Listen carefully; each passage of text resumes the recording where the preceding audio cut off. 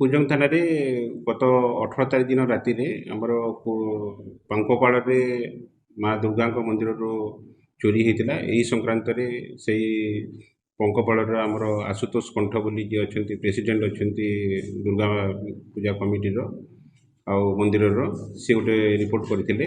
ସେଇ ରିପୋର୍ଟ ଆଧାରରେ ସେ ଜଣାଇଥିଲେ ଯେ କେହି ଦୁର୍ବୃତ୍ତ ମନ୍ଦିରରୁ ଚୋରି କରିକି ମାଙ୍କର ଯେଉଁ ପୂଜା ବ୍ୟବହୃତ ଜିନିଷ ପିତ୍ତଳ ବାସନକୁସନ ଘଣ୍ଟି ଦୀପ ଷ୍ଟାଣ୍ଡ ଏବଂ ଅନ୍ୟାନ୍ୟ ଜିନିଷ ତା ସହିତ ଜେନେରେଟର ମଧ୍ୟ ଚୋରି କରାହୋଇଥିଲା।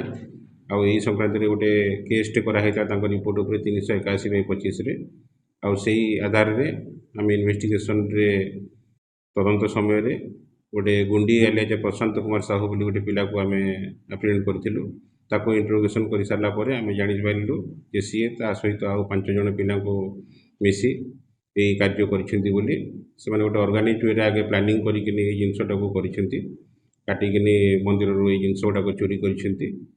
ଆଉ ଚୋରି ହେଇଥିବା ଜିନିଷ ଗୁଡ଼ିକ ଗୁଣ୍ଡି ଏଲିଆଜ ପ୍ରଶାନ୍ତ କୁମାର ସାହୁ ତାର ନିଜ ଘରେ ସେଗୁଡ଼ାକ ଅଲଗା ପିଲାଙ୍କ ସହିତ ମିଶି ଆଣିକି ବ୍ୟବହୃତ କରି ଆଣି ଘରେ ରଖିଥିଲା, ଯେଉଁଟାକି ତାଙ୍କ ଘରୁ ସେଗୁଡ଼ାକ ସବୁ ଯାକ ସିଜର ହେଇଛି।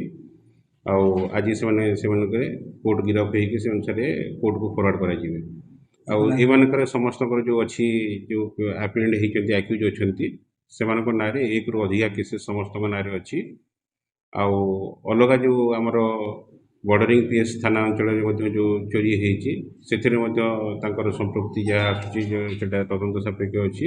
ସେ ଅନୁସାରେ ଆମେ ଭେରିଫାଏ କରିବୁ ଆଉ ଫର୍ଦର କୋର୍ସ ଅଫ୍ ଆକ୍ସନ୍ କରିବୁ।